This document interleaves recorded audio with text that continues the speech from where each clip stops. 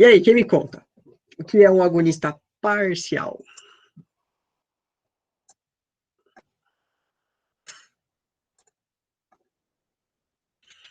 Se liga ao receptor, porém não promove resposta máxima. Só tô...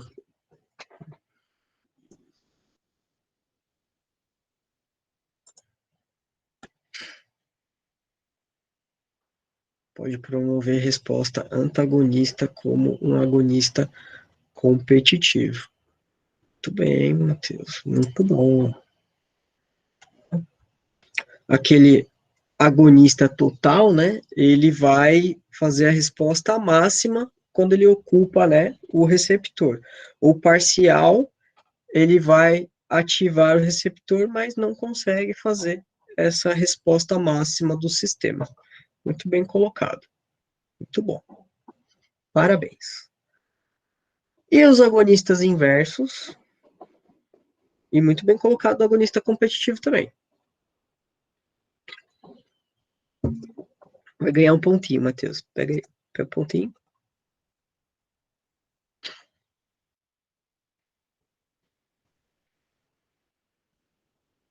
Se liga no mesmo receptor, porém vai produzir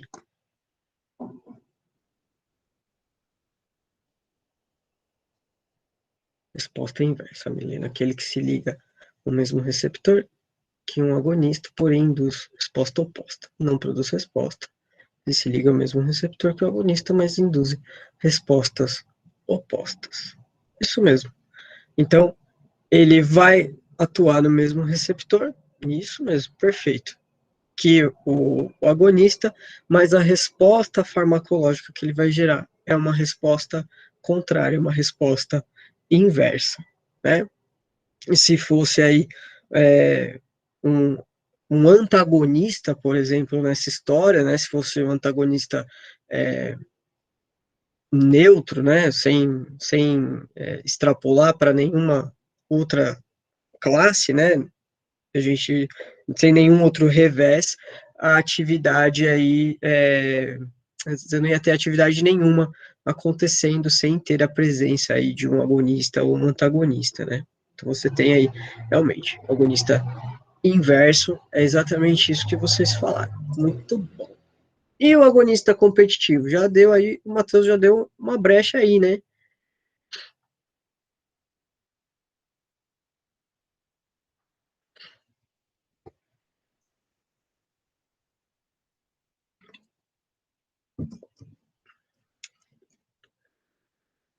Isso mesmo. Esse é o antagonista que, ao se ligar no receptor, né, ele vai impedir a conexão. Isso aí.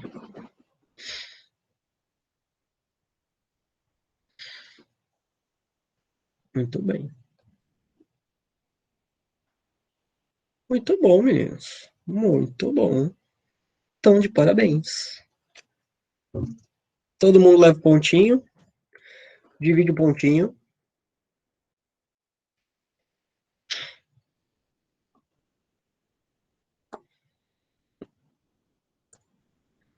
Divide o pontinho. Depois não vale, ô louco, Milena. Como assim? Ah, que vale, esse é um pontinho de coração.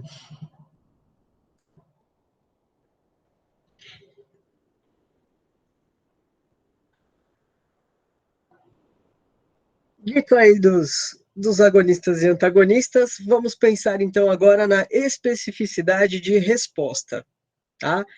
A afinidade que o fármaco ele vai ter aí pelo seu receptor e pela atividade que ele vai gerar dentro da célula, né, é determinado pela estrutura química dessa substância. A gente já comentou isso antes, eu estou reforçando. Já deu para entender o hashtag Fica a Dica? Não é mesmo? Tem que lembrar disso? A estrutura química, então, de um fármaco também vem contribuir com a sua especificidade farmacológica. Veja bem, às vezes, uma pequena alteração que acontece na estrutura química do fármaco já faz com que ele não exerça aquela mesma resposta biológica que a gente gostaria. Mas também pode ser que ele exerça uma outra função, que pode ser interessante também.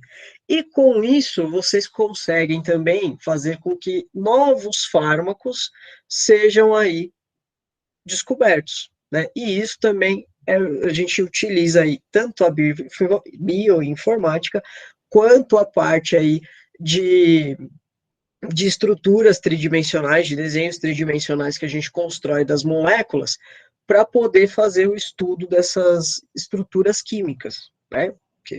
Para você conseguir visualizar a posição dos átomos, para poder verificar onde pode alterar, onde pode ter ocorrido a alteração, por exemplo. Tá? Quer ver um exemplo disso? Eu tinha contado para vocês que eu fiz aí a pós-graduação no laboratório de heparinas e heparinomiméticos, né? Apesar de não ter feito as teses em cima disso, mas fiz colaborações.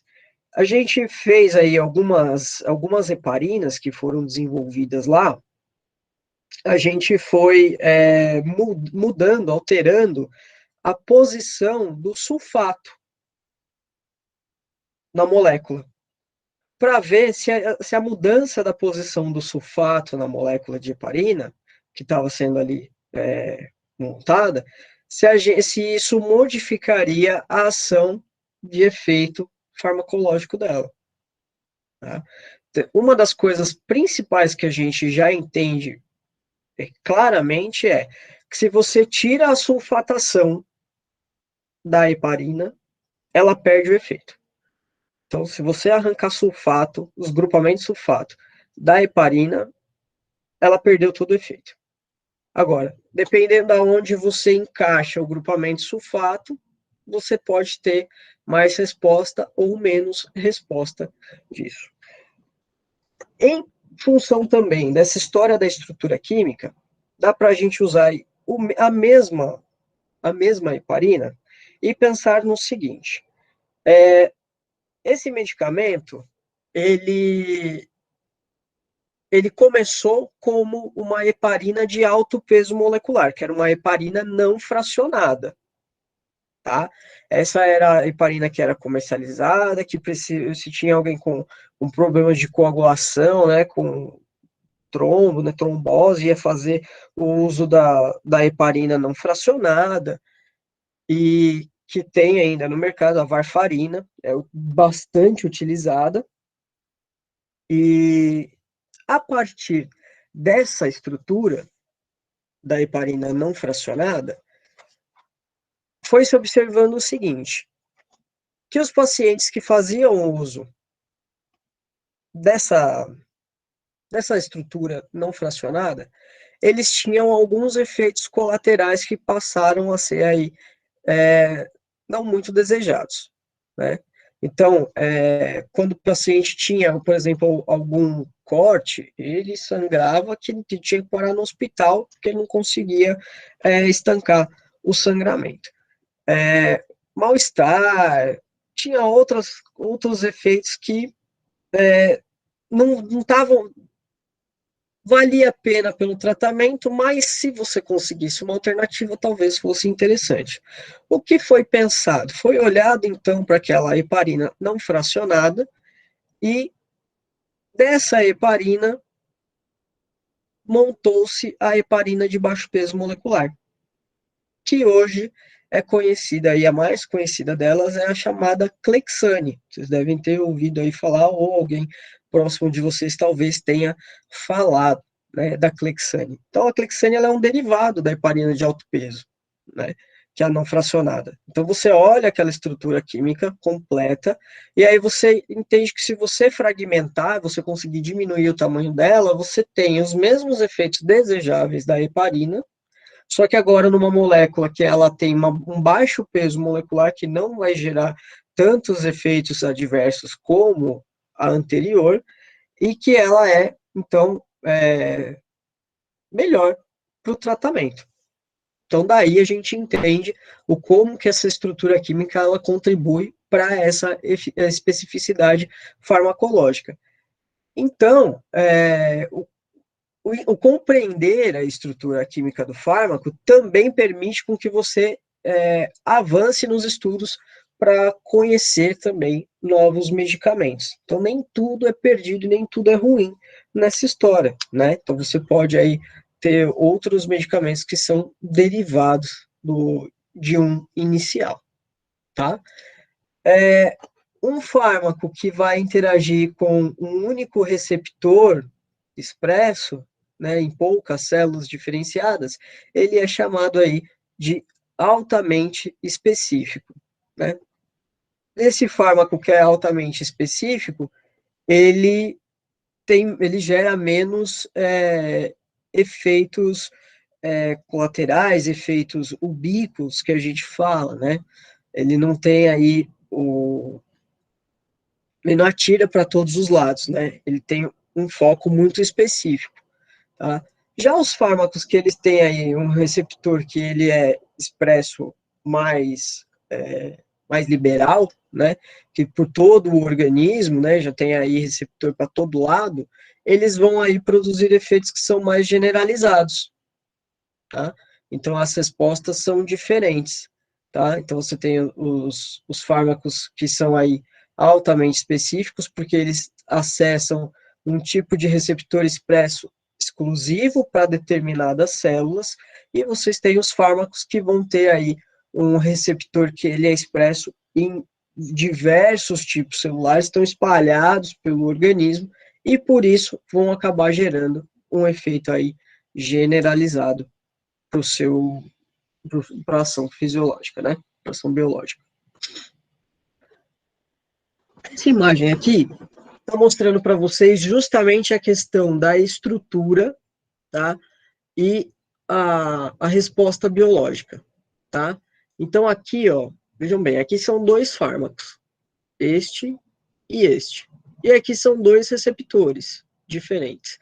Se a gente parar para olhar essas duas estruturas de fármaco aqui, elas estão aí muito parecidas, concordam? Se olhar rápido, parece igual, né? E aí, vejam bem, que para você conseguir fazer, né, o encaixe, né, ter a afinidade perfeita do seu receptor, você tem aí que corresponder, né, no receptor aí as porções do seu fármaco, tá? Então, ó, esse fármaco, ele se encaixa melhor nesse ou melhor nesse? Depende da posição de baixo, Matheus. De baixo ele encaixa bem, né? Se a gente tombar ele aqui e ficar desse jeito aqui, encaixado aqui, ele cai bem, né? Mas e se a gente encaixar esse aqui, ó, virado essa parte para cá? Ele também encaixa, né? Vê? Vou pegar aqui a minha canetinha. Canetinha. Tá vendo aqui, ó? Se a gente pegar esses três aqui, ó, e virar do outro lado, ele não encaixa aqui?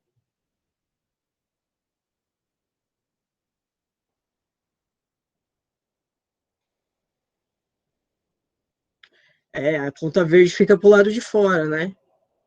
Ela não encaixa ela não encaixa direto no receptor, né? Aí fica uma ponta para fora. Aqui também, né? Aí aqui, encaixando aqui, a ponta, o cone fica pro lado de fora, né? Tá vendo como a afinidade, né, e a especificidade do seu fármaco, ela é importante?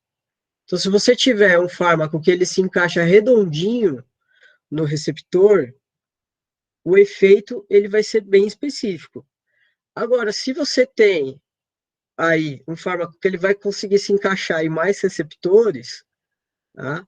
Você vai ter mais respostas aí generalizadas, tá? Então, isso é um receptor, e eles vão disparar respostas dentro das células, tá?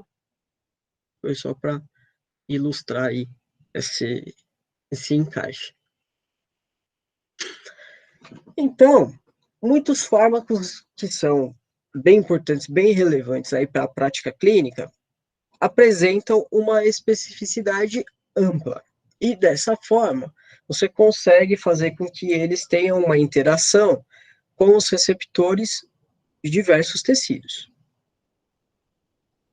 Mas essa especificidade pode aumentar, né, a utilidade clínica de um fármaco, mas também contribuir para a ocorrência de diversos efeitos adversos que são atribuídos, então, às interações difusas. Você ter um fármaco que ele consegue ter uma especificidade ampla é interessante, mas quanto mais amplo ele for, mais útil, né, ele se torna na prática clínica, mais chance de você ter efeito adverso por conta de outras interações vem aí como resposta também, né?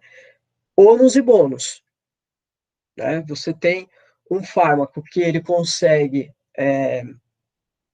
atingir N situações, você tem aí, é o chá de boldo, né? Vai fazer tudo dentro da clínica, só que em contrapartida, você vai aí favorecer, você pode favorecer os efeitos adversos. Tá?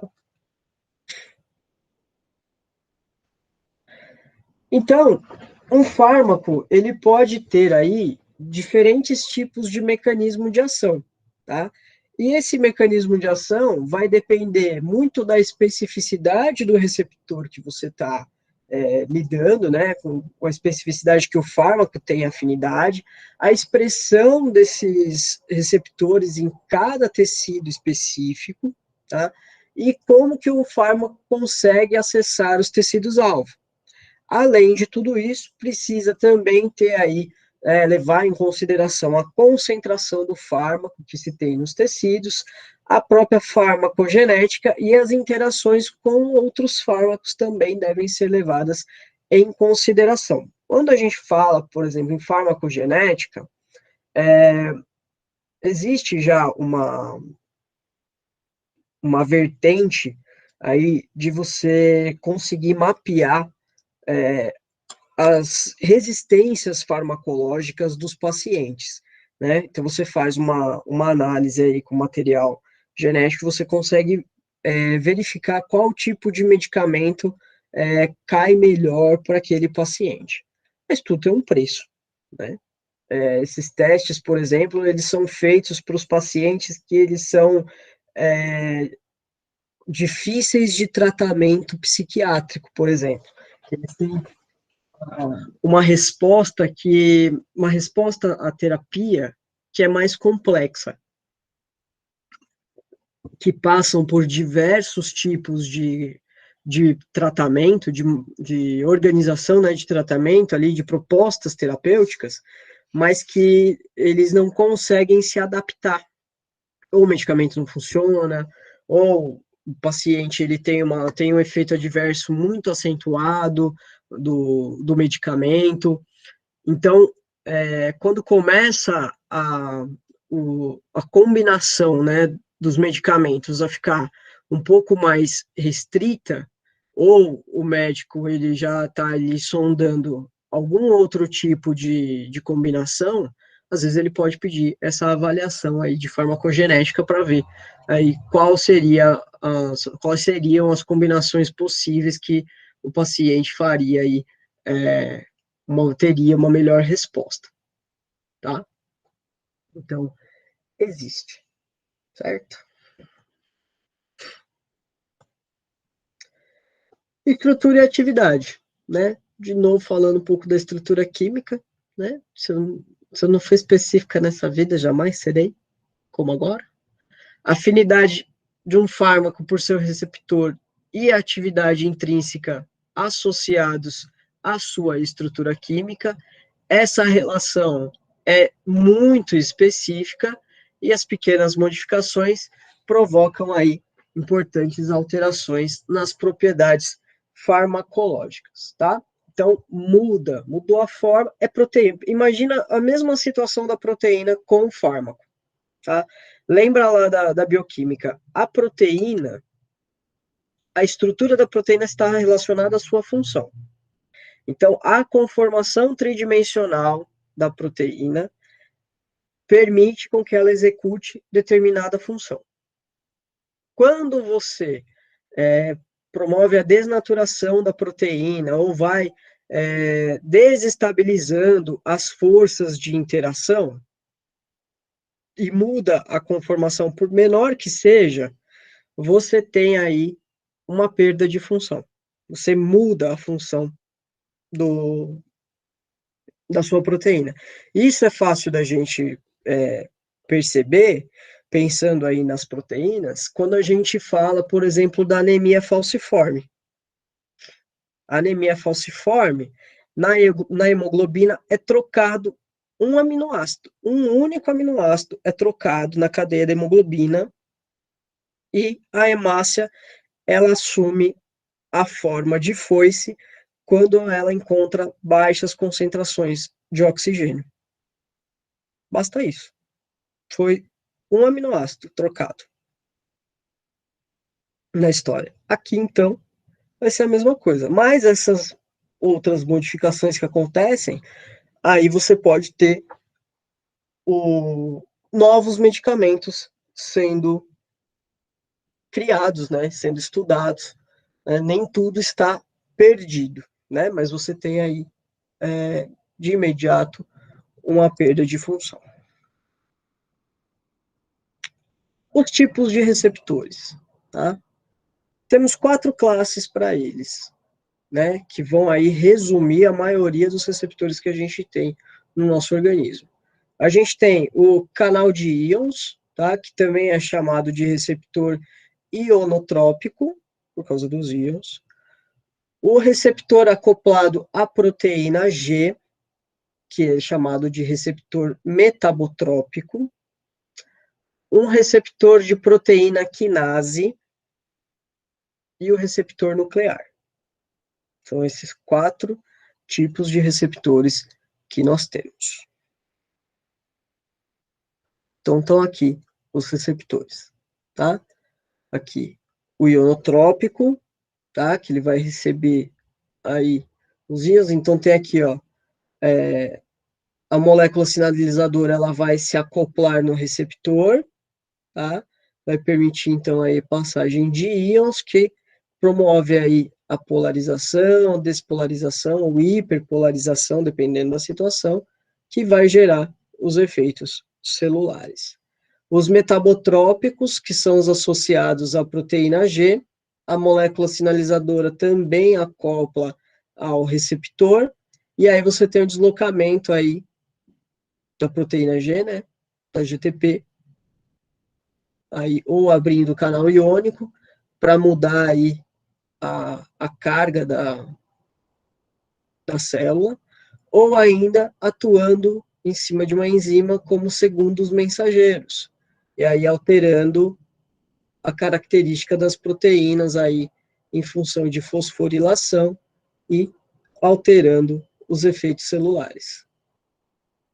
Os ligados à quinase, de novo, né, uma molécula sinalizadora que acopla, né, ao receptor, a enzima, e vai mexer aí com a fosforilação proteica, contribui aí para transcrição de gene, a síntese proteica que vai alterar os efeitos celulares. E os nucleares, né, a gente fala aí que ele normalmente ele está dentro do núcleo, né, que a molécula sinalizadora vai até o núcleo, mas muitas vezes esses receptores nucleares não estão nativos no núcleo. Eles podem estar no citoplasma da célula, e aí, quando tem a presença, né, do composto, eles migram para o núcleo, e aí forçam a transcrição do gene, que posteriormente no citoplasma ocorre a síntese proteica e a geração de efeitos celulares. Então, o que a sequência básica que vai acontecer vai ser a molécula sinalizadora se acoplando, né, a proteína receptora, tá, na membrana. Lembra que essa proteína receptora, ela fica, uma face dela fica para o lado de fora da célula e outra fica para o lado de dentro. A exceção disso vão ser os receptores nucleares, que eles ficam ou dentro do núcleo ou do lado de fora no citoplasma, só esperando aí a molécula sinalizadora aparecer. E aí, então, depois que você tem esse acoplamento, né, essa ligação, essa proteína receptora ativa moléculas sinalizadoras intracelulares, que faz, então, a alteração de proteínas-alvo, que vão gerar as respostas esperadas, então, no organismo. Tá? A gente vai ver um pouco mais sobre cada um deles, certo?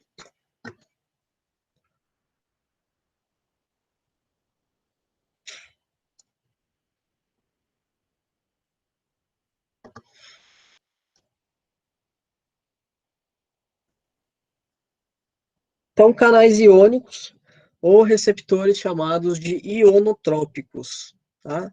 São proteínas que você tem aí no, na membrana.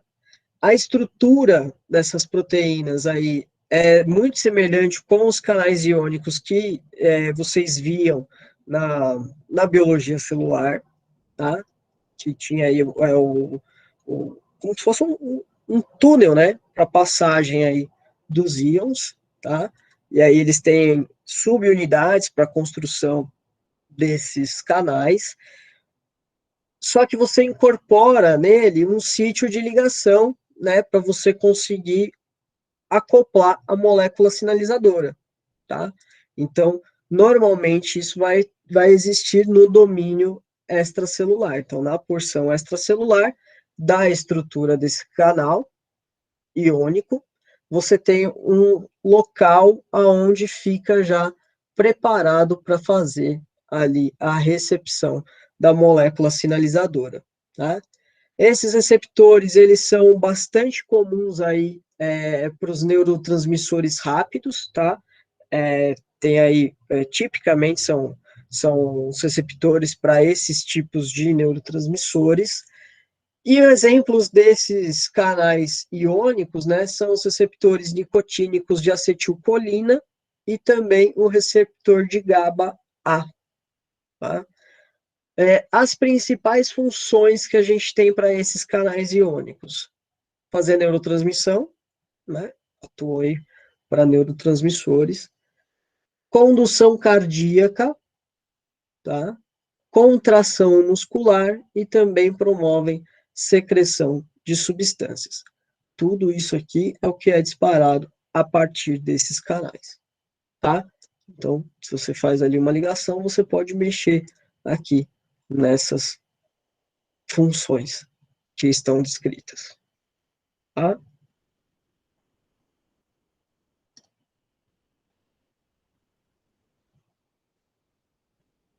Os receptores que são acoplados à proteína G. Vocês lembram desses receptores? Falaram desses receptores para vocês?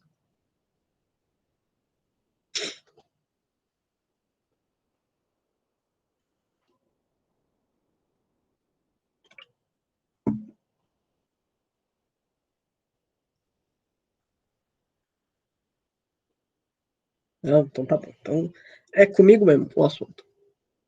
Então, você tem aí esses receptores, né, conhecidos então também como metabotrópicos, tá?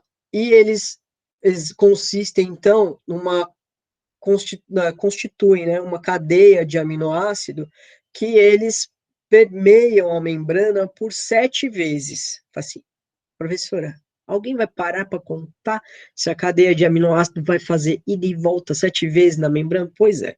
Um ser humano que está lá com bastante tempo livre, que foi estudar esses receptores, viu que todos os receptores que são dessa classe fazem essa, atravessam 7 vezes a membrana, né? E que ficam em formato de serpentina. Acreditem vocês ou não. tinha um ser humano desocupado a esse ponto. A ligação do mediador que você tem, né, ou das moléculas aí que são chamadas de agonistas, agora a gente compreende já o que é um agonista, né, estão associados aí à alteração da conformação da proteína receptora e vão permitir, então, com que ela faça interação com a proteína G. O que acontece nessa história? Você tem aí, do lado extracelular da membrana, você tem alguns resíduos de açúcar que ficam ali em cima, dando mole, tá? E você tem, nesse local, a possibilidade de fazer a ligação da molécula sinalizadora, tá? Então, a ligação do mediador ou das moléculas agonistas, né, que estão ali estruturalmente relacionados, podem mudar a conformação dessa proteína receptora, né? E você vai fazer com que ele tenha a interação com a chamada proteína G. Por que é chamada proteína G? Porque ela tem afinidade e ligação aos nucleotídeos de guanidina, né? Que é o GTP e o GDP. Lembram deles? Parentes do ATP. Tá? Vou escrever aqui. Falei assim, nunca mais ia usar esses troços na minha vida. Aí vem um ser humano e fala deles de novo.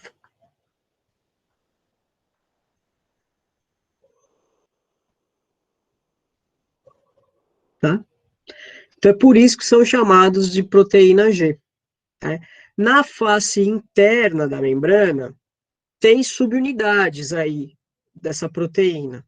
Tá? E você tem, com essa face interna, a possibilidade, então, da emissão do sinal, da sinalização interna. Tá?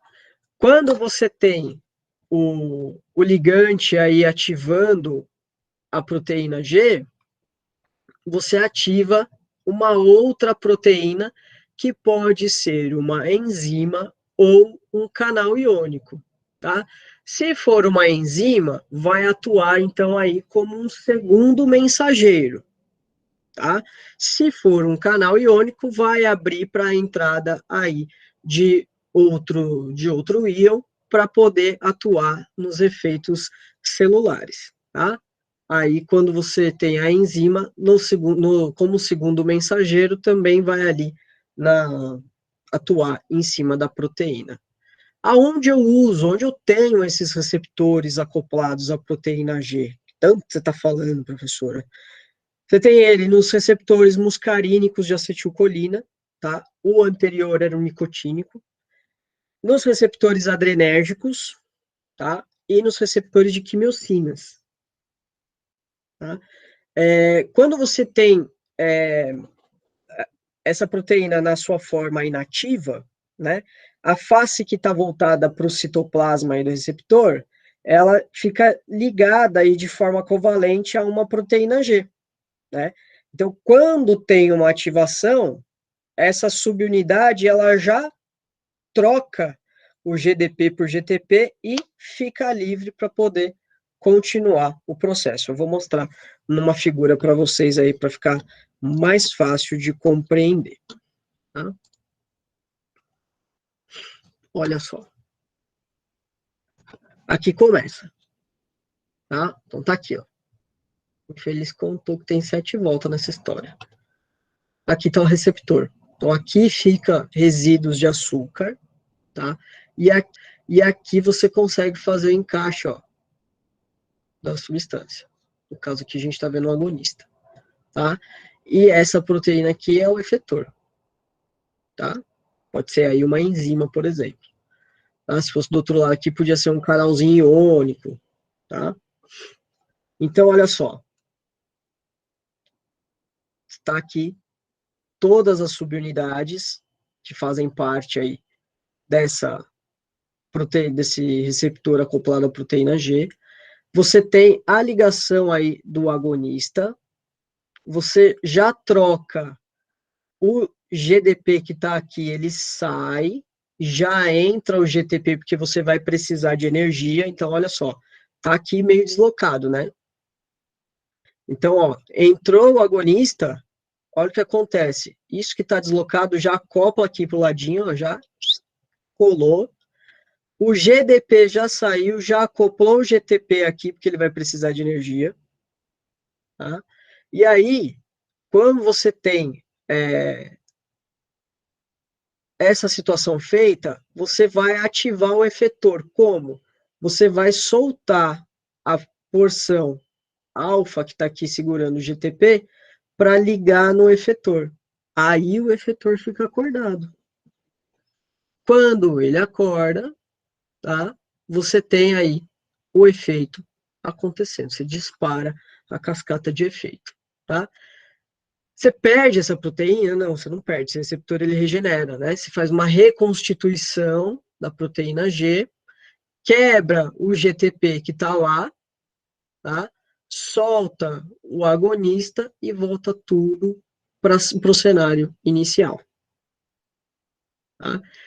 Essa sinalização de proteína G, ela funciona assim para a farmacologia, ela funciona assim para a biologia molecular, você só troca o que você está encaixando aqui no local de receptor. Tem, porque ele precisa ficar ativado, Matheus. Por isso que você coloca aqui, ó, o GTP já nesse efetor. Né? Se for uma enzima, você já tem energia ali para você poder disparar uma sinalização como segundo mensageiro. Deixa eu mostrar aqui para vocês de novo. Vou voltar um pouquinho os slides, tá? Um segundo. Olha aqui, ó. Esse aqui é o metabotrópico, ó.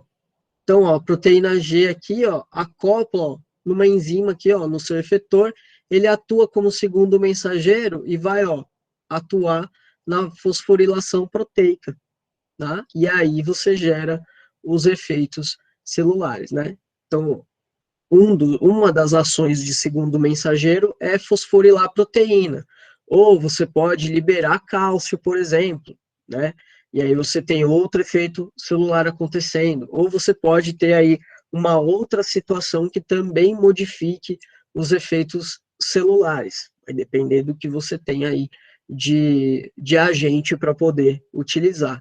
Se você tiver esse metabotrópico tendendo aqui para abrir canal iônico, você muda, né, a excitabilidade da célula e dessa forma você muda também os efeitos, tá? Mas a gente tem essa situação aqui, ó, aqui uma enzima ou um efetorzinho, tá? Que você usa o GTP para ele ficar ativado. Precisa, né, da energia, senão você não acorda a molécula, a estrutura, né?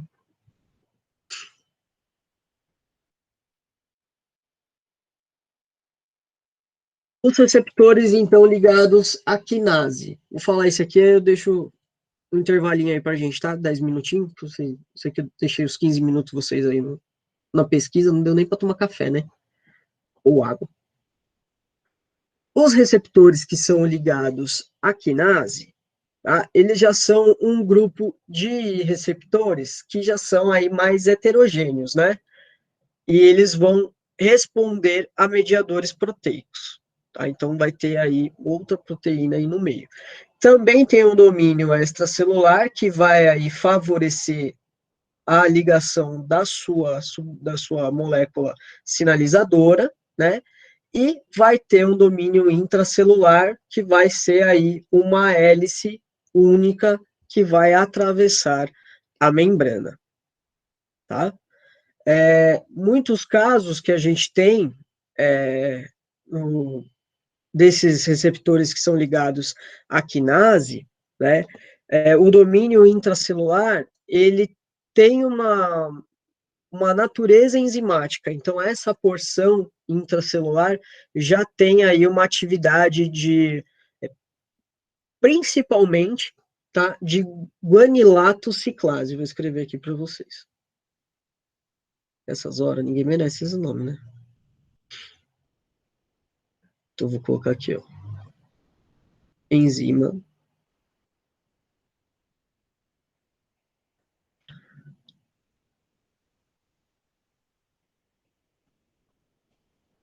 guanilato ciclase.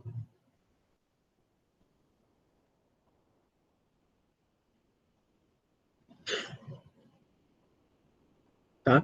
Pode ser também uma proteína quinase, tá? Mas geralmente você tem aí uma preferência para guanilato ciclase, tá? Mas você tem aí uma natureza enzimática associada aí a essa região intracelular, né? Que vai fazer o disparo aí do interno da sinalização.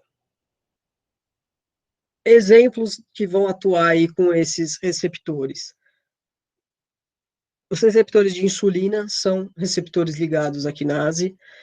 Os receptores de diversas citocinas também são associados à quinase. E os fatores de crescimento e o receptor do fator natriurético atrial também são associados, tá? Esse aqui, principalmente, esse de natriurético atrial, é mediado aí por guanilato ciclase, tá? Então, muitos receptores que apresentam domínios no citosol, né, essa parte interna, com característica enzimática, né, eles acabam alterando as proteínas porque eles fazem ou adição ou remoção de grupo fosfato aí nos aminoácidos específicos, né? A fosforilação, né, é uma forma, né, de sinalização proteica. Quando você fosforila uma, uma proteína, né, você coloca carga negativa nela, né? E isso faz com que você mude a estrutura tridimensional dessa proteína, né? E por isso, como a gente falou um pouco antes, você consequentemente você vai mudar a função dessa proteína também. Então, quando você fala que fosforila alguma coisa, você logo pensa o seguinte: fosfato é carga negativa. Se é carga negativa, eu estou jogando fosfato na minha proteína, eu estou alterando ali a minha carga, que por consequência vai alterar a estrutura, né, tridimensional dessa proteína, que por consequência vai mudar a sua função também, tá? É irreversível isso? Não, não é irreversível, tá? Você tem aí como fazer o contraponto nessa história, né? Tem sempre o antídoto aí para você fazer a reversão, tá? Querem fazer 10 minutos aí de intervalo? Não? Direto? Sim. E agora? Votação.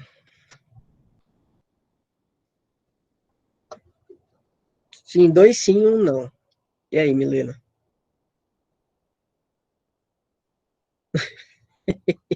Ô, a Milena tá gostando muito da aula.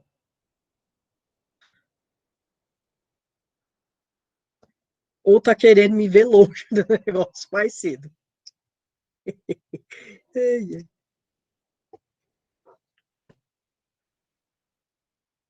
Então vamos dar uma respirada aí.